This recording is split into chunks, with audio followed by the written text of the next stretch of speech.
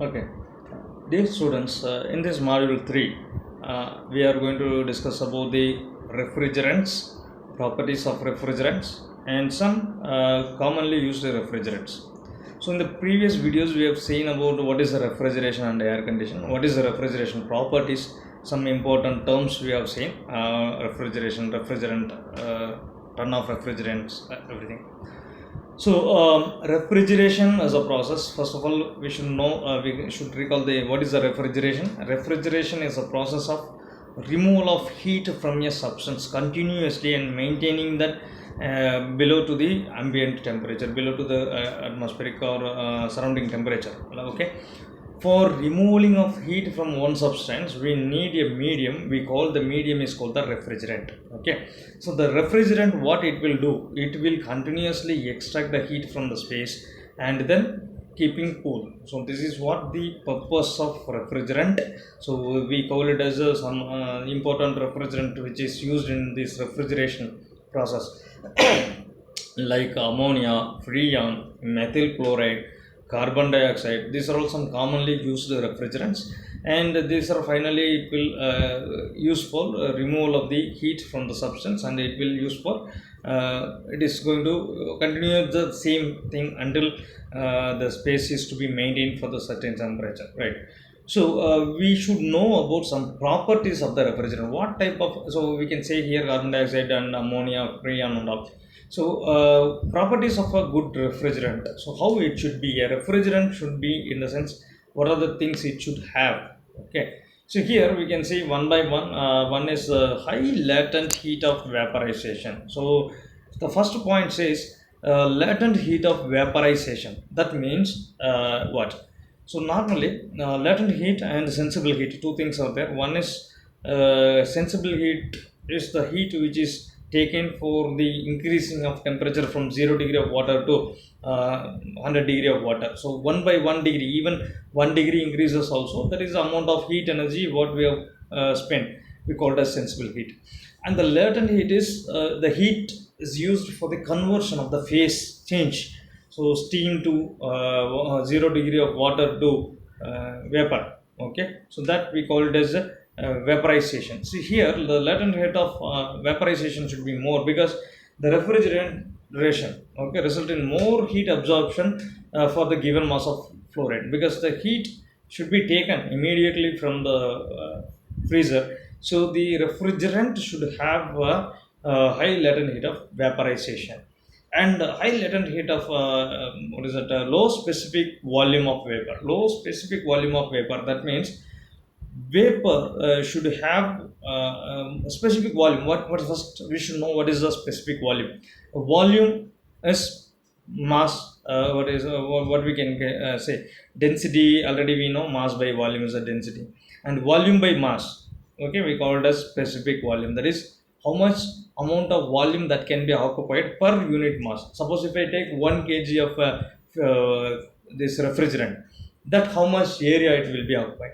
1 kg of, imagine that 1 kg of carbon dioxide, how much area it will occupy. 1 kg of freon, how much area occupied. 1 kg of water, if you take, how much area it is occupied. So that is what the it should have a low specific volume of vapor when because compressing, because this refrigerant will be used for absorbing and compressing. The nature is liquid to vapor, vapor to liquid. The conversion process is going to be taken care.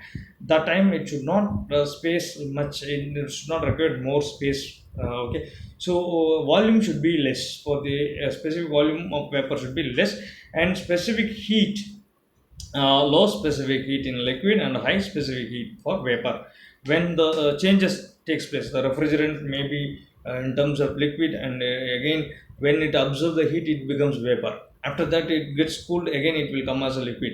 So the refrigerant itself, it is going to be converted as a liquid and vapor continuously. So there it should have a low specific heat in liquid and high specific heat in a vapor, and it should have a high coefficient when result in which is conductance, high coefficient of conduct.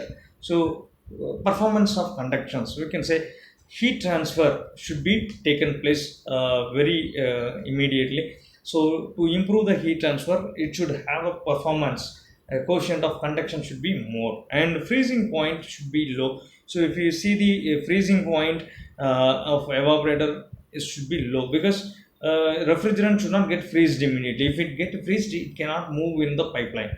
So the refrigerant should have a very low freezing point, so that it should not get freeze. Okay, even ice is getting freeze. That water is whatever you are keeping inside the refrigerator become ice. It gets freezed. But the vapor, that is refrigerant media, which is taking the heat, should not get freezed, and should not get corrode the pipes, because the pipes, through the pipe only the refrigerant is passing. So the pipe, it should, if it get corrode, then it will be a problem for this leakage of refrigerant may occur, and it may be dangerous, and should not react with a lubricant. And because chemical reaction, if it takes place, then the property may get affected. So, and it should not be toxic. It should not be a toxic one, harmful. It should not be a harmful one.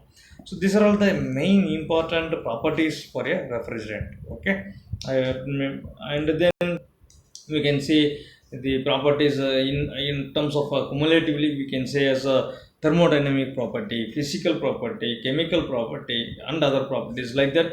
We are dividing this. Already we have whatever stated, we are segregating into different terms. One is thermodynamic property. So what are thermodynamic? So it depends upon the heat.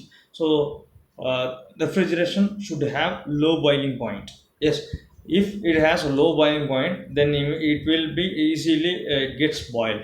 Okay, so that is, it takes heat immediately from the refrigeration point, and it will be useful for evaporation. It will be evaporated easily, and it should have a low freezing point. Okay, low boiling point and a low freezing point, because freezing, it should not easily get freeze. Even it absorbs the heat from that, it will become vapor easily, but it should not get freeze, because if it get freeze, it will get stuck onto the pipe itself. It won't move. So that is the problem. We say it should have very low freezing point, so that it should not get freezed easily. And high latent heat of vaporization, high critical temperature should be there for temperature heat transfer properties, right? This is what the thermodynamic properties. And physical property, if we see that, it should have a low viscosity.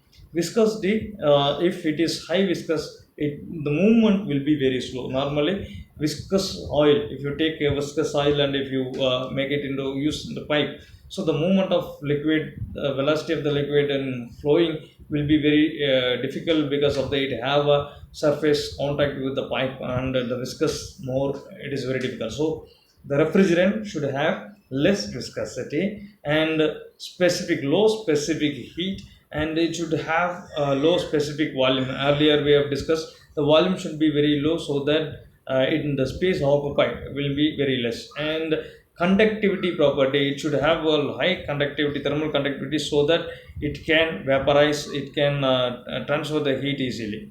And chemical property, if you come for the chemical property, so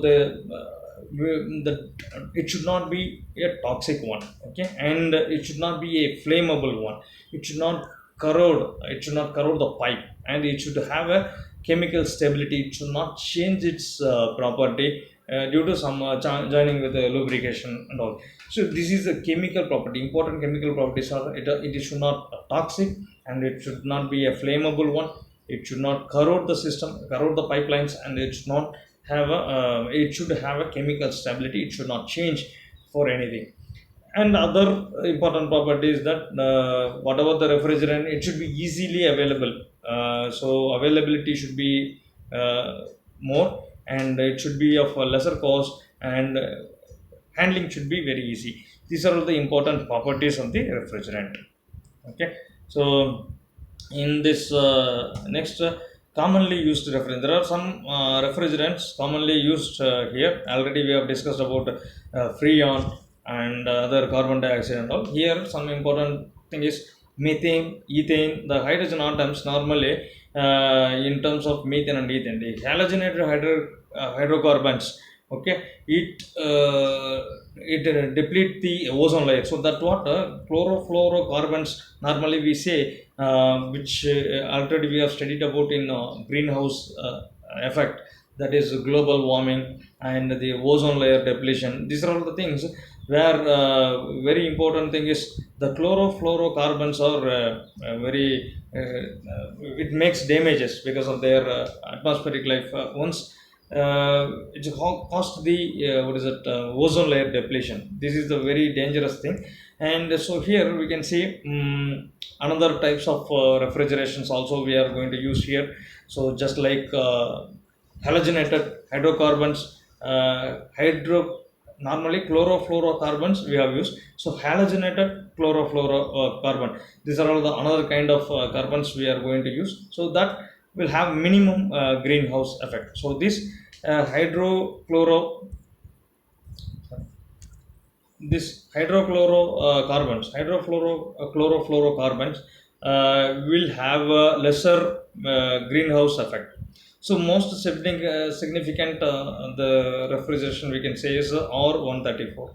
So therefore these do not deplete the ozone layer. We can say that halogenated hydrocarbons will are going to reduce the depletion, ozone level depletion. Otherwise only the chlorofluorocarbons are very much affect this layer, ozone layer. So we can use some other refrigeration to avoid the depletion of the ozone layer. That is one important thing we have to use.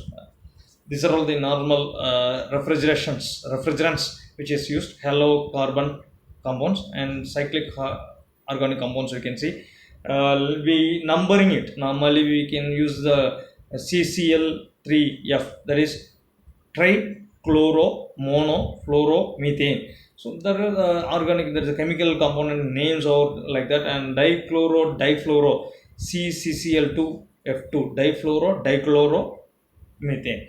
And monochloro trifluoromethane, monochloro trifluoro 1Cl 3 fluoride, okay, CCl F3 it will come, and CF4, so carbon tetrafluoride, 4 fluorides.